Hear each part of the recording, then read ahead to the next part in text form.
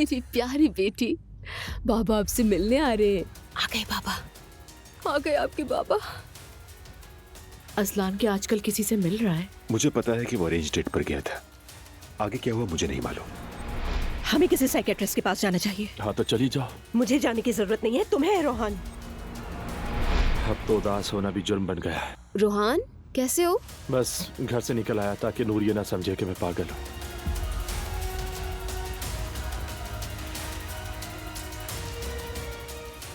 क्या कर रही हो? अम्मी ठीक है? अम्मी ठीक हैं। मैं तुम्हारे लिए आया था। अब चलो भाई का हाथ चूमो। अरे तुम मेरा हाथ चूमो, शादी मेरी है। मैं नौमान हूँ, उरूज का भाई। वैसे आज मैं तुमसे मिलने का सोच रहा था। समझ नहीं आ रहा ये कैसे हो गया। लगता है ये केस लंबा चलेगा। मैं क्या करूं, कितने परेशान है ये। मेरी अंगूठी बहुत कीमती है, मैं ये आपको बेचना चाहती हूँ। ठीक है, इसकी जो भी कीमत होगी मैं आपको दे दूंगा। माफ कीजिएगा मैडम, ये पत्थर तो नकली है। मेरे शौहर ने तो कहा था ये हीरे की है। या तो उन्हें कोई गलतफहमी हुई है या फिर वो झूठ बोल रहे हैं।